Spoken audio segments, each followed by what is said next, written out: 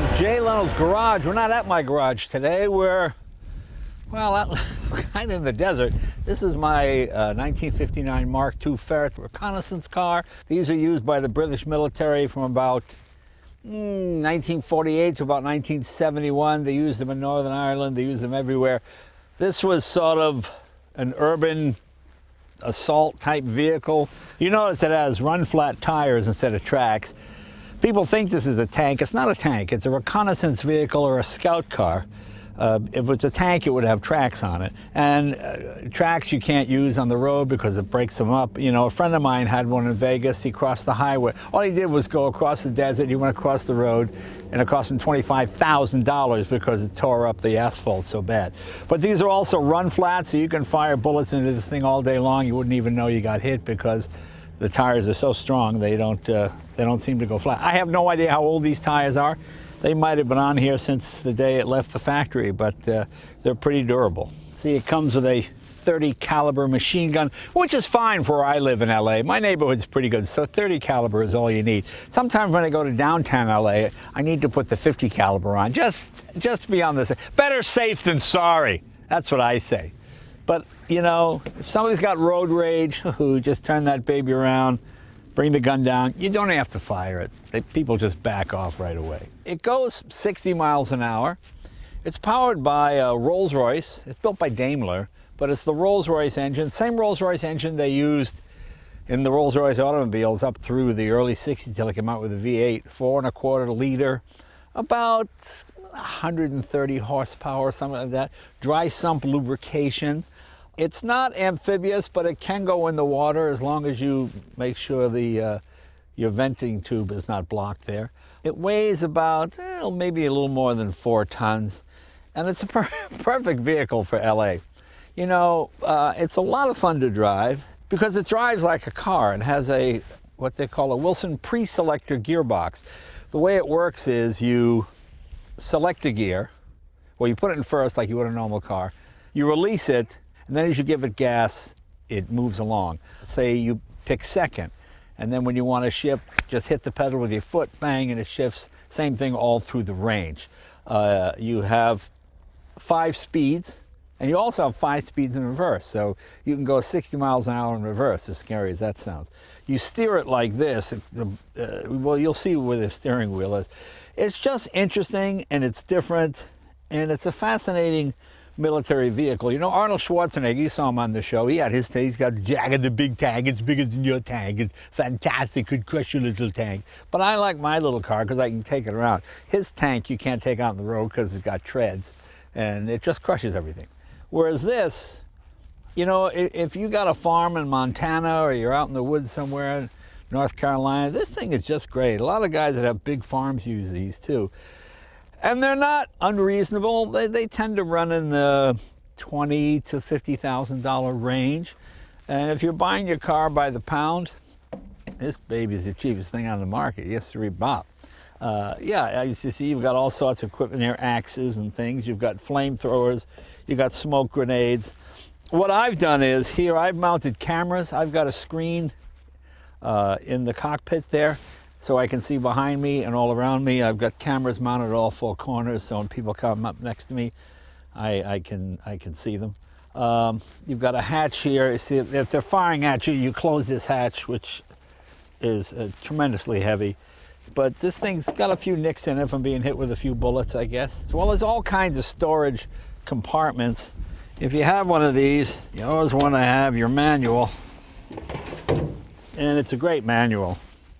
You know what this thing has, you've got all-wheel, 4-wheel drive, but you have essentially 4 drive shafts. You have a drive shaft for this side of the vehicle and a drive shaft for the other side of the vehicle, and you have a transfer box in the center. So you never really can get stuck with this thing. You know, I should have checked to see if there's a picture of how this works in here. These are a little tricky to drive. People think it's a clutch. It is not a clutch pedal at all. What do they call this? Elliptical trans? I can't. It's fluid couplings, and as I said, it's a pre-selector, and when you hit the pedal, bang, it automatically selects the next gear. Let me see here. Well, you know something? If you really want to know, you can look it up. It's called an H-drive system. A lot of vehicles have copied it or have this. I don't know if this was the first one to have it. But as I said, you have drive shaft in the center. I mean, drive shaft on each end, running each side of the vehicle. What else we have? Let me show you the engine in here. Here's your gas tank here. Carburetor for your 6-cylinder Rolls-Royce engine. Nothing fancy, just regular carburetor. It can run on regular fuel. I just like to use premium in it. It's a dry sump oiling system, as I said. This is an oil cooler right here. This is where you fill your water here. Oh, and here's an extra 5 gallons of gas right there. This probably gets 5 miles per gallon. It runs on ordinary gasoline. It's not a diesel or anything like that. Diesels blow smoke, and that tends to give away a vehicle's position. Listen to this when you shut it. Thing is all welded together. Let me open the other side here. This is your muffler here. As long as you keep this above the water, you're okay. Let's open up this side of the engine. There you go. Oil filler here, a little hand oiler. That's your 6-cylinder engine. Nothing fancy, just a regular 6-cylinder motor.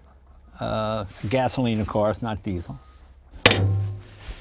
These are primarily 2-man vehicles. This is a version, there was one called the Dingo right during World War II. That didn't have the turret. They put this turret on because the gunner was obviously easily targeted. So they added this, which makes it a little harder to get in and out of. This moves around by hand. This is a 2-man vehicle. You have a guy driving, and then you have the commander or somebody, the gunner up there. As I said, perfect for shopping. What else can I show you? Obviously, spare tire. What else can I show you on this? I don't know. Let's take it for a ride, you know, and then let's see what she does. This is kind of a, you know, I didn't even know we were going to shoot this today, so we had this out for a run, and we said, hey, let's shoot it for the show. And I said, okay, let's do it. Oh, we also have our headset here because it's a little noisy. You think it's noisy outside, which isn't too bad. It's really noisy inside. And this is so you can communicate with the other guy. You got a 2-way kind of walkie-talkie headset system in there. Well, come on, let's take it for a ride and I'll show you what you can do. You know, I saw my friend Doug DeMuro drove one of these, and he said it only went 45 miles an hour. I think there must have been something wrong with this one, with that one rather, because this one will do 60. He wasn't that crazy about it. I love this thing.